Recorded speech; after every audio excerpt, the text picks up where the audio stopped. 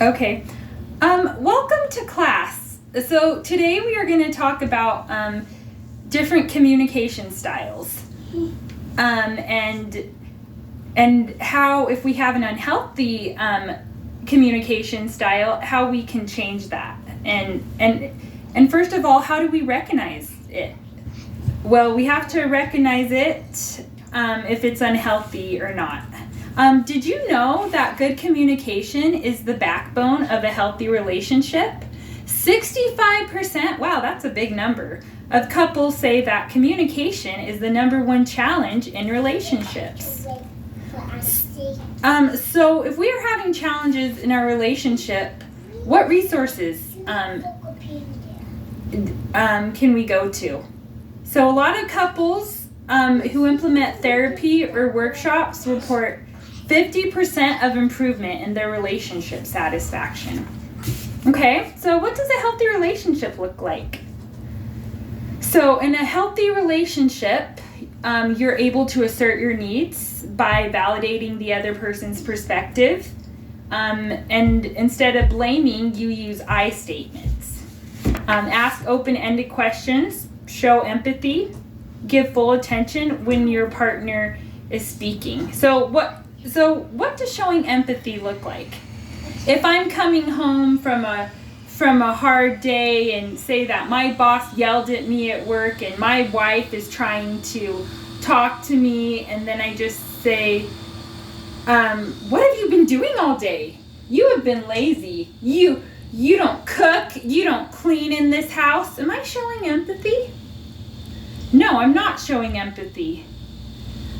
So when we show empathy, we need to validate our person's perspective. I see that you're sitting down on the couch right now. You must be really tired of taking care of the kids all day. Maybe we can make dinner together. And this example was a prime example of asserting communication. This is assertive communication because you're not drawing conclusions, you're not shifting blames, and you're validating their feelings, and there's I statements. So what are other communication styles that can impact our relationship? Passive-aggressive. And passive-aggressive is where actions and behaviors convey one's opinion in an unhealthy way. So what replacement tools can we use to have a healthy communication style? So there's nonviolent communication, and basically we can recognize the physical sensations of our partner's body and ask, how are they feeling? And so instead of just talking and things, you observe their body language, what you see, what you hear before you're responding. And this can set the stage for calmness and help them express themselves. So how can we learn these skills? Okay, students, so today I'm going to divide you into 4 groups. I'm going to do this by counting off numbers 1 to 4. Okay, so now that we're divided into our groups, I want you, I set index cards on the table. And each index card has a story of a person that displays behaviors associated with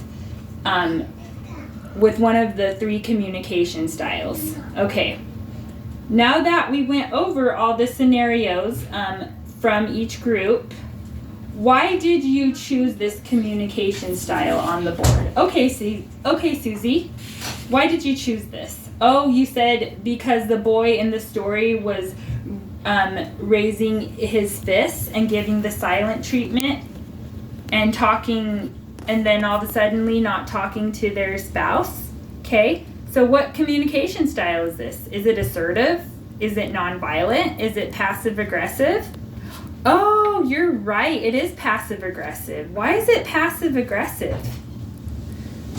It's passive aggressive because they're not validating their needs. You can see from the body language that they're not talking in a healthy way.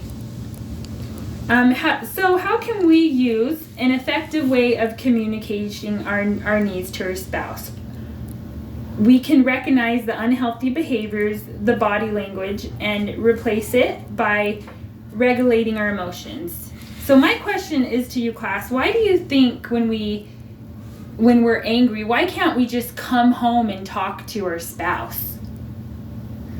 Because our emotions are not regulated. And when our emotions are not regulated and things, we can't think clearly. So we're going to say whatever's on our mind. And this could be blaming. And another thing, what you can do if somebody's passively aggressive and they're folding their arms like this and they're stonewalling you, you can use I statements. You can say, I see you're really upset.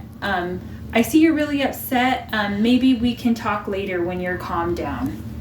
And another thing what we can do so that we are making sure we understand their needs and what they're communicating to us, we can repeat back what our spouse said to make sure that we understand them.